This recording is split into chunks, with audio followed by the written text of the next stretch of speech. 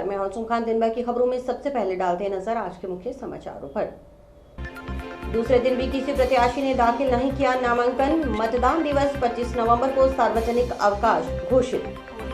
PWD की पूर्ण तैयारी। रेलवे से हरी झंडी मिलने के बाद सूरतगढ़ रेलवे फाटक पर डबल बॉक्स अंडरब्रिज के निर्माण स्थल पर खुदाई का कार्य शुरू। आचार संहिता में अटकी मुख्यमंत्री अन्नपूर्णा फूड पैकेट योजना फिर शुरू। सीएम की बिना फोटो वाले बैगों में वितरित हो रही खाद्य सामग्री। टीम सदस्यों के दायित्वों की दी जानकारी। फील्ड में कार्य के दौरान आने वाली परेशानियों पर भी हुई चर्चा। पानी की टंकी पर चढ़ी 2 महिलाएं, पुलिस पर आरोप घर में पिस्तौल रखकर झूठे मुकदमे में फंसाया। अब खबरें विस्तार से। विधानसभा चुनाव के लिए नामांकन पत्र दाखिल करने की प्रक्रिया के दूसरे दिन मंगलवार को भी हनुमानगढ़ विधानसभा क्षेत्र से किसी प्रत्याशी ने नामांकन पत्र दाखिल नहीं करवाया। इससे पहले सोमवार को पहले दिन भी कोई नामांकन पत्र दाखिल नहीं हुआ था। मंगलवार को दूसरे दिन कुल 21 आवेदन फार्म कार्यालय से लिए गए। मंगलवार को भी रिटर्निंग अधिकारी एसडीएम दिव्या चौधरी नामांकन पत्र प्राप्त करने के लिए सुबह 11 बजे से 3 बजे तक मौजूद रहीं। 6 नवंबर तक नामांकन पत्र दाखिल होंगी। प्रत्याशी या संभावित प्रत्याशी किसी प्रकार की जानकारी चाहते हैं तो उनकी सहायता के लिए हेल्प डेस्क लगाई गई है। 30 अक्टूबर से 6 नवंबर तक नामांकन पत्र दाखिल होने हैं। नामांकन पत्र सुबह 11 बजे से 3 बजे तक दाखिल किए जा सकते हैं। 7 नवंबर को नामांकन पत्रों की समीक्षा होगी। 9 नवंबर को नाम वापसी की दिनांक है। 9 नवंबर के बाद चुनाव लड़ने वाले प्रत्याशियों के नाम फाइनल हो जाएंगे। 25 नवंबर को मतदान होगा। मतदान सुबह 6 बजे से शाम 7 बजे तक होगा। रिटर्निंग अधिकारी एसडीएम दिव्या चौधरी ने बताया कि राजस्थान विधानसभा चुनाव के मद्देनजर सोमवार से नामांकन पत्र दाखिल करने की प्रक्रिया शुरू हुई है। पहले दिन किसी भी प्रत्याशी की ओर से नामांकन पत्र दाखिल नहीं किया गया। दूसरे दिन भी किसी प्रत्याशी की ओर से नामांकन पत्र दाखिल नहीं किया गया। उन्होंने बताया कि प्रशासन पूरी तरह से मुस्तैद है। नामांकन दाखिल करने की 100 मीटर की दूरी पर पुलिस जाब्ता तैनात किया गया है। मान्यता प्राप्त पार्टी के लिए 1 एवं अमान्यता प्राप्त पार्टी के लिए 10 प्रस्तावकों को अनुमति दी गई है। एक प्रत्याशी के साथ अधिकतम 5 लोग नामांकन पत्र दाखिल करने पहुंच सकते हैं। उन्होंने बताया कि सुबह 11 बजे से 3 बजे तक नामांकन पत्र दाखिल करने की प्रक्रिया के दौरान 3 बजे से पहले तक अगर कोई भी प्रत्याशी कलेक्ट्रेट परिसर में आ गया है तो उन्हें क्रमानुसार बुलाया जाएगा। एक एक कर उनके नामांकन दाखिल किए जाएंगे। भारत निर्वाचन आयोग द्वारा जारी चुनाव कार्यक्रम घोषणा के तहत राज्य की समस्त विधानसभा निर्वाचन क्षेत्रों में मतदान 25 नवंबर को होगा। जिला निर्वाचन अधिकारी रुक्मणी रियार ने जिले की समस्त विधानसभा निर्वाचन क्षेत्रों में मतदान दिवस 25 नवंबर को सार्वजनिक अवकाश भी घोषित किया है।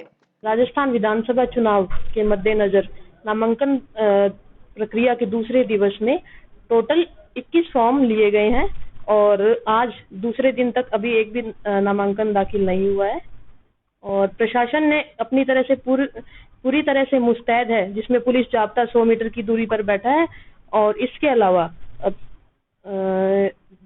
रिकॉग्नाइज्ड पार्टी के लिए 1 और अनरिकॉग्नाइज्ड पार्टी के लिए 10 प्रस्तावकों को अनुमति दी गई है और जिसमें 5 लोग एक कैंडिडेट के साथ मैक्सिमम शामिल हो सकते हैं। इसके अलावा 11 से 3 बजे तक की प्रक्रिया के दौरान 3 बजे से पहले या 3 बजे तक या 2:59 तक जो भी अगर कैंडिडेट परिसर में आ गया है तो सीरियल वाइज उनको बुलाया जाएगा और एक एक करके उनके नामांकन दाखिल किए। टीबी थाना पुलिस कर्मियों पर घर में पिस्तौल रखकर आर्म्स एक्ट पर झूठा मुकदमा दर्ज करने का आरोप लगाते हुए 2 महिलाएं मंगलवार को गांव सोरेवाला में पानी की टंकी पर चढ़ गईं।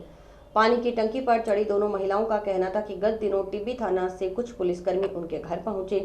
पुलिस टीम ने पूरे घर की तलाशी ली लेकिन घर से कुछ नहीं मिला। इस पर पुलिसकर्मियों ने खुद उनके घर में पिस्तौल रखकर उस पिस्तौल की बरामदगी दिखाई। उन महिलाओं का कहना था कि पुलिस टीम ने पूरे घर की तलाशी ली लेकिन घर में कुछ नहीं मिला। इस पर पुलिसकर्मियों ने खुद उनके घर में पिस्तौल रखकर उस पिस्तौल की बरामदगी दिखा दी।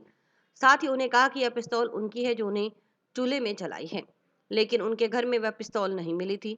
टीबी थाना के पुलिसकर्मी खुद वह पिस्तौल अपने साथ लेकर आए और उन्हें झूठा फंसाने के लिए घर में पिस्तौल रखकर बरामदगी दिखा दी। टंकी पर चढ़ी युवती ने बताया कि इस घटना से पहले टीबी थाना के पुलिसकर्मियों ने उन्हें कहा था कि वे अपने पिता को थाना भेज दें। जब उसने अपने पिता को यह बात बताई तो उसके पिता ने कहा कि पुलिसकर्मी उसके भाई को 151 में पाबंद करना चाहते हैं, साथ ही 2 लाख रुपए मांग रहे हैं, इस कारण वे थाना नहीं जाएंगे। 2 लाख रुपए नहीं दिए तो पुलिसकर्मियों ने उनके घर में पिस्तौल रखकर उन पर झूठा मुकदमा बना दिया। वे सोमवार को पुलिस अधीक्षक से भी मिली थी, लेकिन उन्हें न्याय नहीं मिल रहा। महिलाओं के टंकी पर चढ़ने की सूचना मिलने पर पुलिस और प्रशासन के अधिकारी मौके पर पहुंचे और समझाइश की। दोपहर को समझाइश के बाद दोनों महिलाएं टंकी से नीचे उतर गईं। पुलिस की ओर से दोनों को एसडीएम कोर्ट में पेश कर पाबंद करवाया गया। हमारे घर पे पुलिस गई टिब्बी थाना से।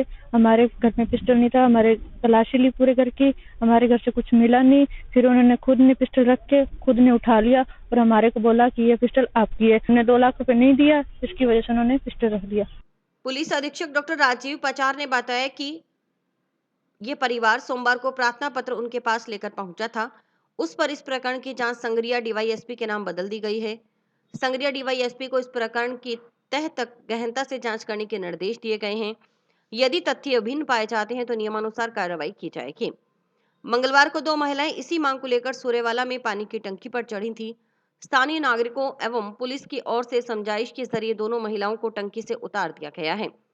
इनके परिवार के जिन 2 लोगों को झूठे मुकदमे में फंसाने के आरोप लगाए गए हैं, उनके खिलाफ पहले भी आबकारी अधिनियम और आर्म्स एक्ट के काफी प्रकरण दर्ज हैं। वे स्थानीय नामी बदमाशों में हैं। एक बार जांच करवाई जा रही है, उसके बाद जो तथ्य निकल कर आएंगे उनके अनुसार अग्रिम कार्रवाई की जाएगी। टिब्बी थाना क्षेत्र में 2 महिलाएं पानी की टंकी पर चढ़ी थी और उनकी जो मांग थी वो ये थी कि उनके परिवार के व्यक्ति के विरुद्ध जो आर्म्स एक्ट का प्रकरण दर्ज है वो प्रकरण बोलता है गलत रूप से दर्ज है।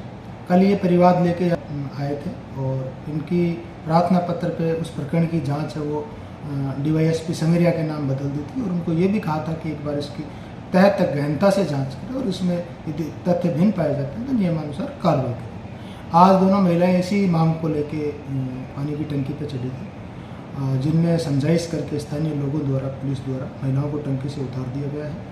इनके परिवार के जो 2 लोगों के ये नाम बता रही हैं जिनके खिलाफ प्रकरण पहले ये गलत दर्ज हुआ है, उनके दोनों के विरुद्ध आबकारी अधिनियम और आर्म्स एक्ट के काफ़ी प्रकरण दर्ज हैं और उस थाने के वो नामी बदमाशों में अभी जो जांच बदली है उसकी एक बार जांच हो जाती है, उसके बाद जो भी तथ्य निकल के आए उसके हिसाब से अग्रिम कार्रवाई की जाए। अभी वो उतरी हैं और एक बार तो हम बाउंड डाउन की कार्रवाई जो एसडीएम के पेश करते हैं वो करवाएंगे और यदि ऐसी आवश्यकता लगेगी तो उस पर भी विचार किया जाएगा।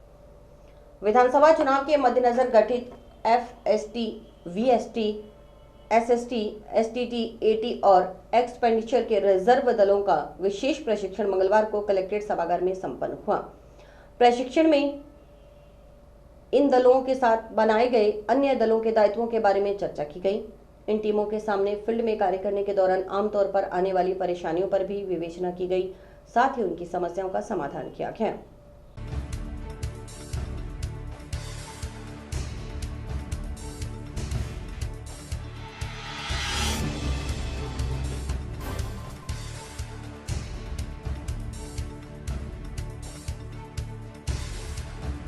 आज FST, VST, SST, STT, eighty और एक्सपेंडिचर जो दल हैं उनके जो रिजर्व जो दल बनाए गए हैं उनकी एक विशेष ट्रेनिंग का आयोजन किया गया है, जिसके अंदर एफएसटी के, वीएसटी के और एसएसटी के या विभिन्न जो दल बनाए गए उनके क्या क्या विभिन्न दायित्व होंगे उनके बारे में आज चर्चा की जाएगी।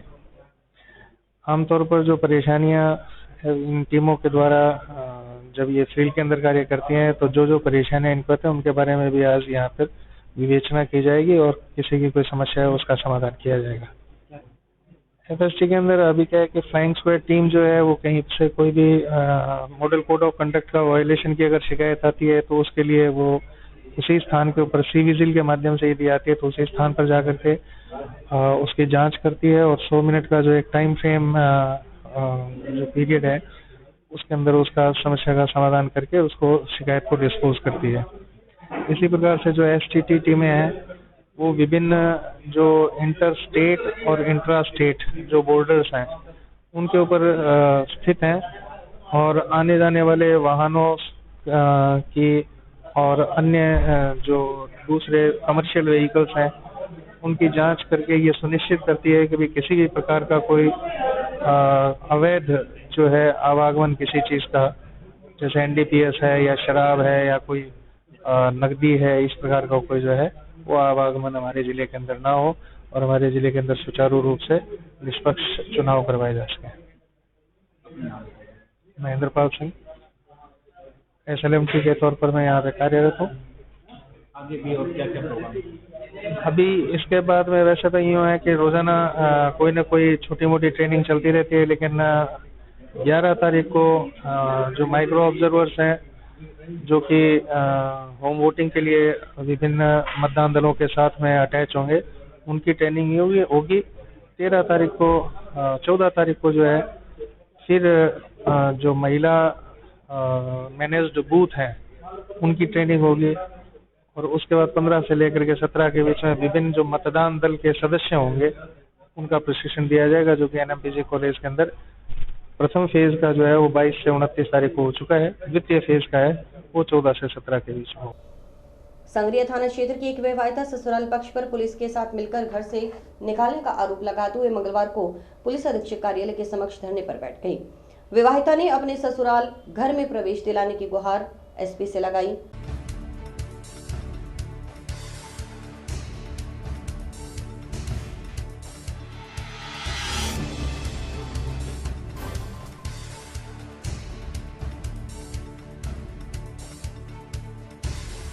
मेरो नाम सुमन है, गांव मेरो किशनपुरा उतरादा है। मेरो सासरो 12 PBM पीली बंगा है, सुधीर पूनिया। पापा को नाम अरपाल पूनिया है। बिंगी रिलेशन और लुगाई बिंगी भाभी के साथ है। मामे की बेटे की बहू है, लखा हाकम राय सिंह नगर। लालचंद सिरड़िए की पत्नी है, चंदर बिंगो नाम है। बा मैं सरियाम बांगा पूरा संबंध में देखा, फिर भी बाद में मैं समझाया तो बिंगा बाद में बोई मेरे पर उल्टो एक ही बात कहे, सोमवार और शुक्र तक मैं बिंगा सागे रहूंगा, शनिवार और दीतवार जेतने मतलब मेरे बिना सरेज तो सार लेनी 2 दिन इतो गलत बोलियो भी 2 दिन में तेरे कन आऊंगा। बिंगा बाद में मैं बहुत समझाइश करी, फिर मेरो घर उजाड़ में राम प्रताप बादू है रिश्तो करियो बिन टाइम बो भी मैं ही छोरे की जुम्मेवारी लियूं, जिया भी अपना जाट लोगों को रिश्तो है बिंगे हिसाब में। बिन बाद में बलतेज और मेरे कानूनी खाली स्टाम्प पर साइन जिया स्टाम्प पर साइन करवा दिया कि भाई मतलब मैं जिये घरे आई नहीं तो मेरा मारा पिट्टी करीबा। बिन बाद में मेरा राम प्रताप ने बुलाया, सारा मतलब साइन सुइन करवा के भाई अफसरी गमा है एरमन्ना बांकार दी राम प्रताप बादू और सरावारी हुआ पता को नहीं बलराज एक सरपंच है वो अरबल तेज, मेरी सासू चावली देवी और एक मेरो पति सुधीर, एक बात चंदर है जकी लुगाई बिंग थागा रहन लाग रही है। मेरी मौत को प्रशासन और इतना जुम्मेवार हुआ है। मैं जिये पहला 1 महीना जनवरी में रह गया। 23 जनवरी के दिन कॉलेज भी छोरा छोरी ले जागे बिना नंबर प्लेट की गाड़ी मेरी मार पीट करके मन घरों बाहर फेंक दी। मेरे कन सामान है। रात 15 दिन बाद मैंने हर रोज गई, मेरी एफआईआर दर्ज कर लियो विजय मीना सर CI अभी टाइम मेरी मैंने आगो अब सुकनिया बोला कहता है मैंने पूछ के ब्याह कराए होके, तो बोलो भी प्रशासन ने पूछ के ब्याह कौन करावे। बिंग आवाज में सारा यहाँ कह दियो, फिर मन जिये 12 काट दी कूट मार के मैंने कोई कार्रवाई कौन करी। 50 आदमी बैठे रहता। 10 दिन बलतेज रात ने 8:15 बजे आगे मेरो पति सुधीर और बलतेज वो सारो सामान चक के ले जावे। जंक्शन में सूरतगढ़ रोड पर रेलवे फाटक संख्या 169 पर डबल बॉक्स अंडरब्रिज का निर्माण कार्य शुरू हो चुका है। सार्वजनिक निर्माण विभाग को रेलवे से ब्लॉक मिलने का इंतजार है।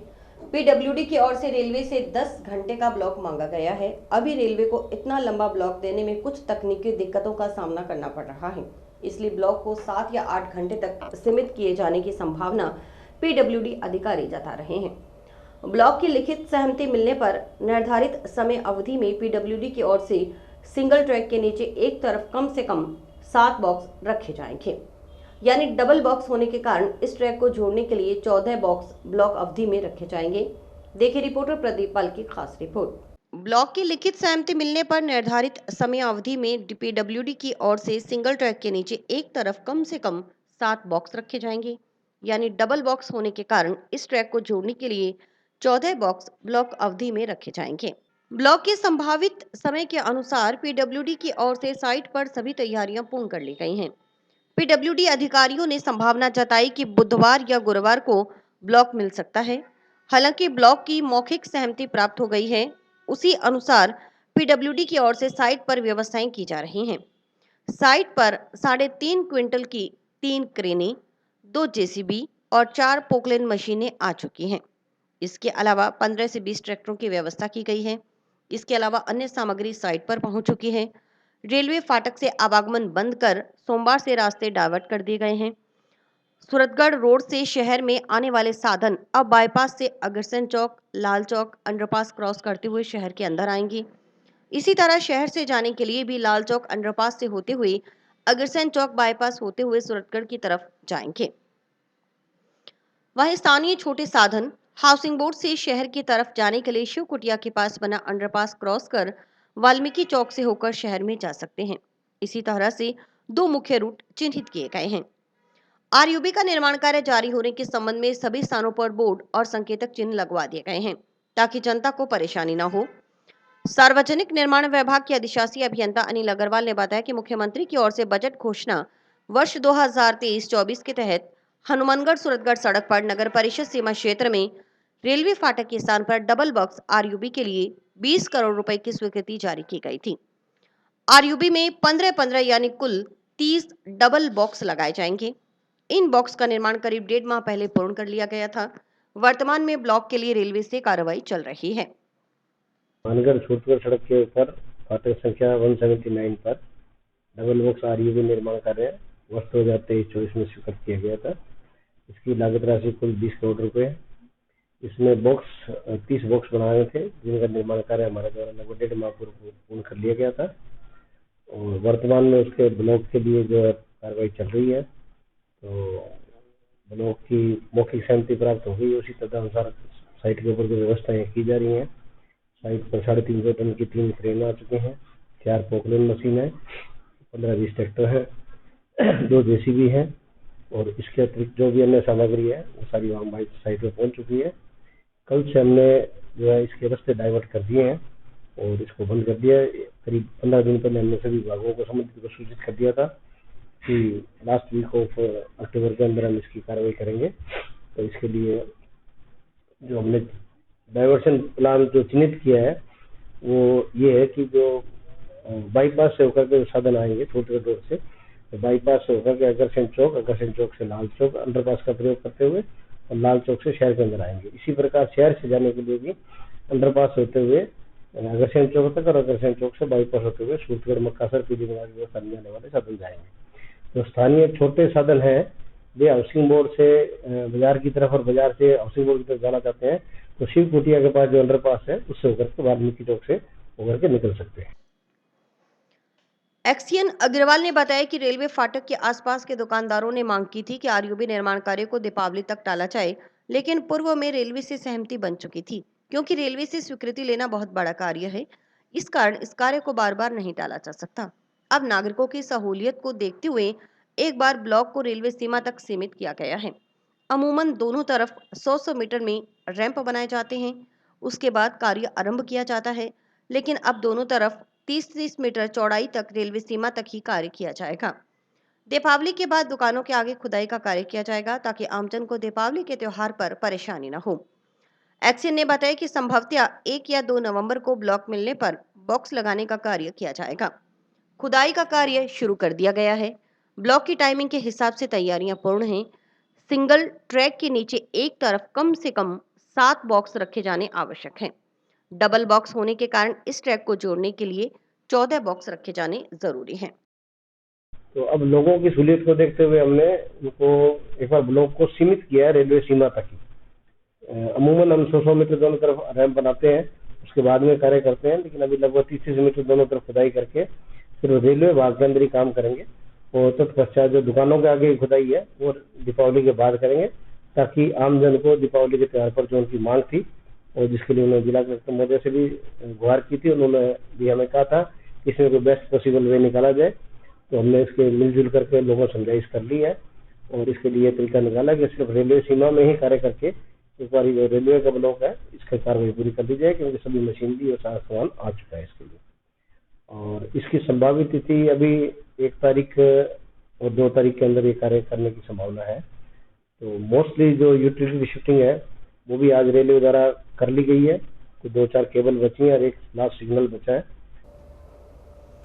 विधानसभा चुनाव के मद्देनजर आदर्श आचार संहिता लागू होने के चलते कई दिनों से अटका मुख्यमंत्री अन्नपूर्णा फूड पैकेट का वितरण कार्य फिर से शुरू हो गया। चुनावी आचार संहिता व फूड पैकेट पर मुख्यमंत्री का फोटो लगा होने के कारण वितरण कार्य बंद कर दिया गया था। ऐसे में अब बिना फोटो वाले बैग सिलवाए गए हैं। इससे योजना से वंचित लाभार्थियों को अब फिर से खाद्य सामग्री का लाभ मिलना शुरू हो गया है। रसद विभाग की ओर से जिले में 2,28,000 अन्नपूर्णा फूड पैकेट वितरण का लक्ष्य है। रसद विभाग की ओर से उचित मूल्य दुकानों पर फूड पैकेट सप्लाई करने का कार्य किया जा रहा है। फूड पैकेट पहुंचने के साथ ही उचित मूल्य दुकानदारों की ओर से उपभोक्ताओं को फूड पैकेट वितरण का कार्य शुरू कर दिया गया है। जिला रसद अधिकारी विनोद डाल ने बताया कि अन्नपूर्णा फूड पैकेट योजना के तहत अक्टूबर माह के फूड पैकेट का वितरण जिले में शुरू कर दिया गया है। हालांकि मंगलवार को अक्टूबर माह का अंतिम दिन था, फिर भी राज्य सरकार की तरफ से अक्टूबर माह की राशन किट वितरित करने की तारीख आगे बढ़ा दी जाएगी, ऐसा सुनिश्चित करने की बात कही गई है। विभाग की ओर से पिछले सप्ताह राशन किट की सप्लाई शुरू की गई है। कुछ उचित मूल्य दुकानों पर राशन किट पहुंच चुके हैं। शेष दुकानों पर आगामी एक सप्ताह में राशन किट की सप्लाई कर दी जाएगी। मंगलवार तक 2,28,000 में से 40% राशन किट की सप्लाई की जा चुकी है। सभी उचित मूल्य दुकानदारों को निर्देशित किया गया है कि जैसे ही उनके पास राशन किट पहुंचे, वे सभी उपभोक्ताओं को सूचित कर 100% फूड पैकेट का वितरण करना सुनिश्चित करें। जिले में अन्नपूर्णा फूड पैकेट योजना के तहत हमने अक्टूबर महीने की जो फूड पैकेट्स है उसका वितरण स्टार्ट कर दिया गया है। हालांकि अक्टूबर महीने का आज अंतिम दिन है, फिर भी राज्य सरकार की तरफ से जो अक्टूबर महीने के जो राशन किट्स बांटने की तारीख है वो भी आगे बढ़ा दी जाएगी, ऐसा उन्होंने इंश्योर किया है। बाकी सप्लाई हमने अभी पिछले वीक स्टार्ट की है, तो कुछ उचित मूल्य दुकानों पर राशन किट पहुंच गई है। बाकी की जो दुकानें हैं उन पर आगामी एक हफ्ते में हम पहुंचा देंगे। आज दिनांक तक 2,28,000 में से हमने लगभग 40% की सप्लाई कर दी है। सारे उचित मूल्य दुकानदारों को निर्देशित कर दिया गया है कि जैसे ही उनके पास राशन किट पहुंचे वो सारे उपभोक्ताओं को सूचित करके और 100% फूड पैकेट्स का वितरण स्टार्ट कर दें। डीएसओ ने बताया कि इसके अलावा राज्य सरकार की ओर से दीपावली एवं अन्य त्योहारों को देखते हुए अतिरिक्त कोटा आवंटित किया गया है। वह आवंटित अतिरिक्त कोटा अभी तक पोर्टल पर प्रदर्शित नहीं हुआ। जैसे ही आवंटित अतिरिक्त कोटा पोर्टल पर प्रदर्शित होगा, प्रयास रहेगा कि उसका वितरण भी दीपावली से पहले उपभोक्ताओं को कर दिया जाए। डीएसओ ने बताया कि आचार संहिता लागू होने से पहले जो फूड पैकेट वितरित हो रहे थे उन पर मुख्यमंत्री की फोटो लगी हुई थी। आदर्श आचार संहिता लागू होने के बाद इन फूड पैकेट के वितरण पर रोक लगा दी गई थी।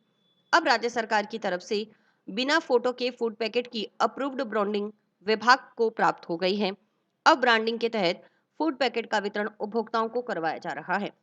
उन्होंने बताया कि नियमित रूप से फूड पैकेट का वितरण नहीं करने व रिकॉर्ड संधारित न करने वाले 10 उचित मूल्य दुकानदारों को पिछले दिनों नोटिस जारी किए गए हैं।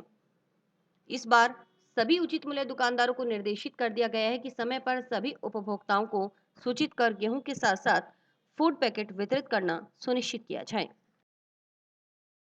इसके अलावा राज्य सरकार ने दीपावली एवं अन्य त्योहारों को देखते हुए अतिरिक्त कोटा आवंटित किया गया था।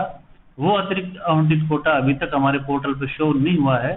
जैसे ये पोर्टल स्टार्ट होगा शो करना अलॉटमेंट, हम वही कोटा भी कोशिश करते हैं कि दीपावली से पहले हम ग्राहकों तक पहुंचा दें। टाउन के राजकीय उच्च माध्यमिक विद्यालय फोर्ट के विद्यार्थियों ने वोकेशनल एजुकेशन कार्यक्रम के अंतर्गत मंगलवार को जंक्शन शहर के शहीद भगत सिंह चौक के नजदीक स्थित साहिल कम्युनिकेशन का भ्रमण किया। इस दौरान प्रतिष्ठान संचालक साहिल ने विद्यार्थियों को आईटी से संबंधित जानकारी दी। उन्हें इंटरनेट, कंप्यूटर, नेटवर्किंग की जानकारी देते हुए बताया कि वे इंटरनेट के जरिए कैसे कार्य कर सकते हैं।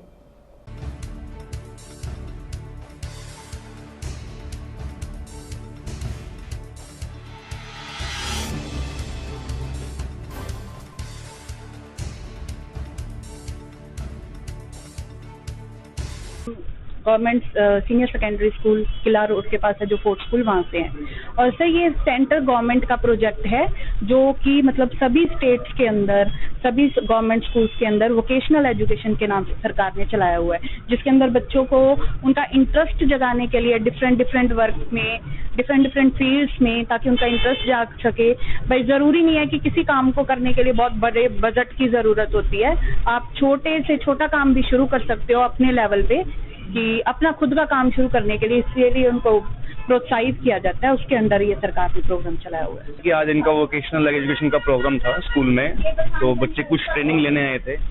तो मैंने इनको कुछ आईटी से रिलेटेड जैसे इंटरनेट है, कंप्यूटर है, नेटवर्किंग है, इसके रिलेशन में इनको सारा मैंने बताया, इनको थोड़ा नॉलेज दी, जिससे कि है जैसे कि मैंने उन्हें बताया कि इनको अपने आने वाले टाइम में जैसे +2 के बाद इनका सिलेक्शन हो सके कि ये भी किस लाइन में जाना चाहते हैं, और आईटी में जाएं तो बहुत अच्छा है। मैं खुद आईटी लाइन से बिलोंग करता हूं, तो मैं भी रिकमेंड ये करता हूं कि बच्चे आईटी में ज़्यादा से ज़्यादा करें। श्री सेन समाज की ओर से प्रतिभा सम्मान एवं स्नेह मिलन समारोह का आयोजन सेन धर्मशाला नोहर में किया गया। कार्यक्रम में शिक्षा, खेल, राजकीय सेवा, राजनीतिक सहित विभिन्न क्षेत्रों में उत्कृष्ट प्रदर्शन करने वाली प्रतिभाओं को सम्मानित किया गया। कार्यक्रम में वक्ताओं ने समाज की एकता पर जोर देते हुए समाज में व्याप्त कुरीतियां त्यागने का आह्वान किया।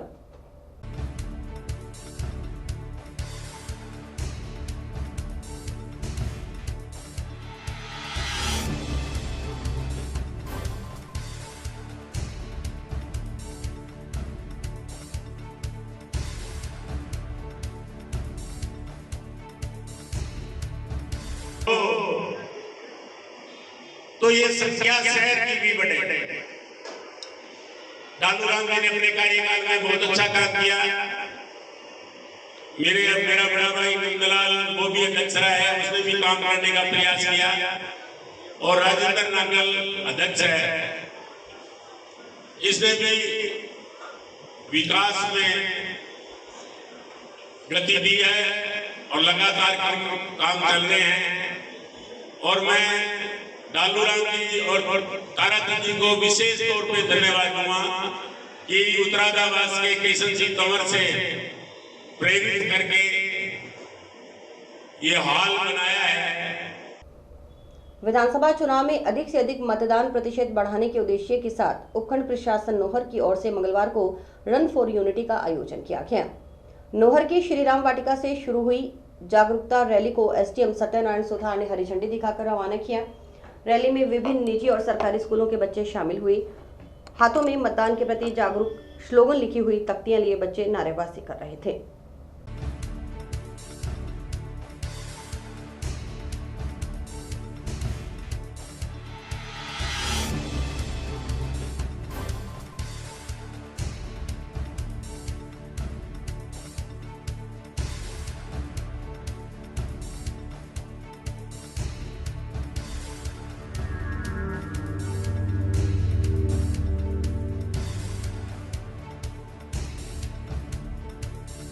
एक्टिविटी के तहत आज रन फॉर यूनिटी का आयोजन किया जा रहा है, जिसमें मतदाता जागरूकता के संदेश प्रसारित किए जा रहे हैं और 100% मतदान करने के लिए, मतदाताओं को प्रेरित करने के लिए विभिन्न स्कूल के बच्चे आए हुए हैं।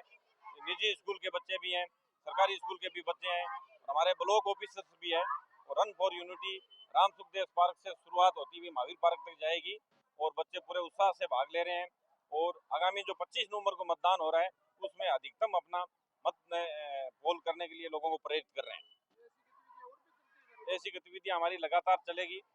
25 नवंबर को हमारा पोल डे है, उस तक हमारी गतिविधियां चलेगी और हम अपेक्षा कर रहे हैं कि आम जनता भी इस स्वीप की एक्टिविटी से जुड़े और ज़्यादा से ज़्यादा लोगों को प्रेरित करें मतदान करने के लिए। जनता से यही है कि वो अपने निर्भय होकर अपने मतदान का उपयोग करें और 100% अपना मतदान करें। रखा है, बहुत ही अच्छा प्रोग्राम है, जिससे चुनाव निष्पक्ष रूप से किए जा सकेंगे और सभी लोगों को चुनाव की महत्ता का पता चलेगा, जिससे सोसाइटी में चुनाव वोट की वैल्यू की अवेयरनेस डेवलप होगी। बहुत ही अच्छा और सराहनीय प्रशंसनीय कार्य है। पूर्व प्रधानमंत्री इंदिरा गांधी का बलिदान दिवस व लौह पुरुष सरदार वल्लभ भाई पटेल की जयंती मंगलवार को टाउन में रावतसर रोड पर ज्ञान सिंह कॉलोनी स्थित जिला कांग्रेस कमेटी कार्यालय में श्रद्धापूर्वक मनाए गए। इसके अंतर्गत जिला कांग्रेस कमेटी अध्यक्ष सुरेंद्र दादरी की अध्यक्षता में आयोजित पुष्पांजलि कार्यक्रम में कांग्रेस जनों ने दोनों महान विभूतियों को श्रद्धा सुमन अर्पित किए। कांग्रेस जनों ने इंदिरा गांधी व सरदार वल्लभ भाई पटेल के चित्र पर पुष्पांजलि अर्पित कर 2 मिनट का मौन रखकर उन्हें श्रद्धांजलि दी।